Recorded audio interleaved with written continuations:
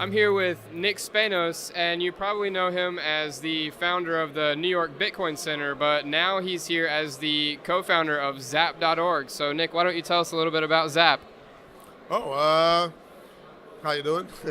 I think the next step, I was early in Bitcoin. I built the Uber thing early. I built the Airbnb predecessor. Predecessor? Predecessor. I haven't slept in days over here. In 95. So I think right now the smart contracts need a real world data to trigger them.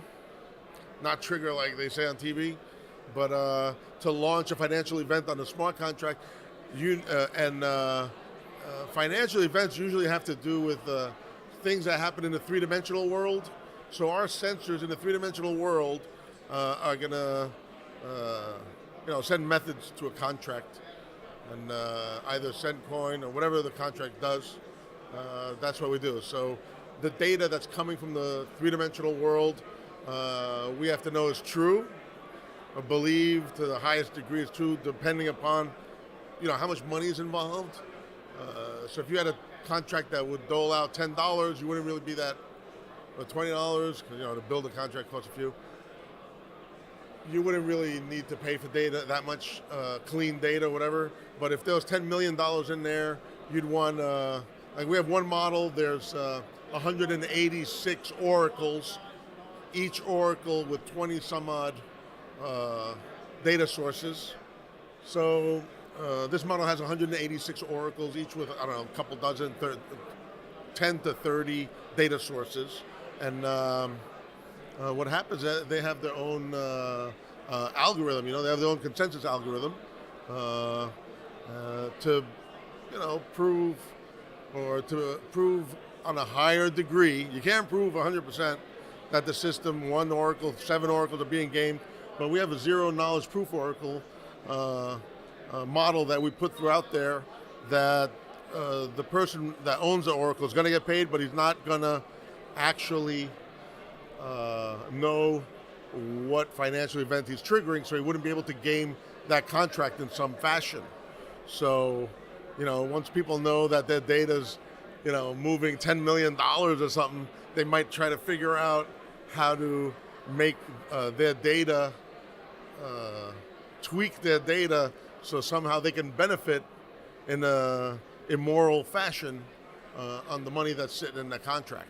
So we've been working on that for a while. We have many iterations that we've gone over, and we have like books and books. I know it's paper, but we actually have all these models, and our GitHub's like filled with different Oracle models. I mean, one person can pick one of those up, generate an Oracle, and sell their data. Our API's out, so they can sell our data on the market, where they can sell their data for Zap. I mean, what we do is we tokenize data. So, well, that was a really great explanation. So what would be some real-world use cases, just to give viewers some context of what they might be able to use the platform for? So you got a bunch of these companies here selling tokens for all these individual type uses, where now they're all calling us because they realize that they actually need data from the outside world to trigger their contract. I mean, exchanges, decentralized exchanges need pricing of Bitcoin, all the altcoins, in a fashion that's provable. And if you're going to make a decentralized exchange, you're going to need that. Even a centralized exchange, you might want to use that, because an API, all someone has to do is like get your fake API data, and then you're done. Then they'll be in there selling all their whatever, and take all your Bitcoin and run off with it. We have a sensor that we built,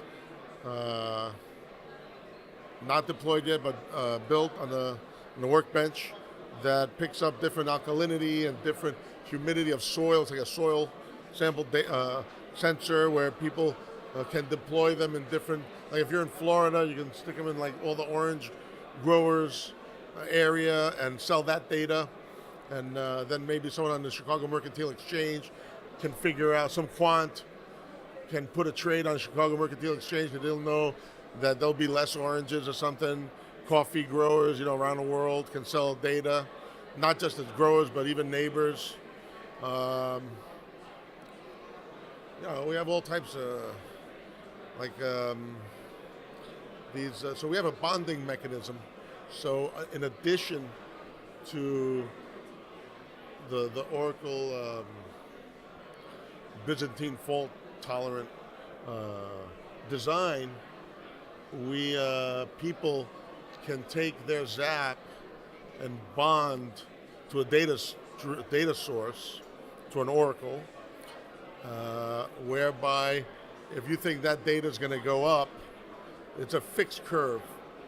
So the first people in get more of that dot. Like let's say you're selling your data, Bitsonline, this video stream. So it would be zap.bitsonline. So that would be your subtoken. So your token would go up the more people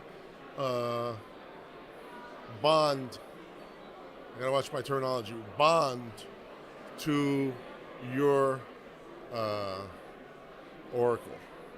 So then if everyone wants it later to stream it, which we can do, we do video over a secure socket layer, we have, they would have to purchase with Zap your zap.bitsonline, and the first people in paid less for it. So the ones off the top are getting used as your data goes out. Then maybe more people buy in, or maybe not.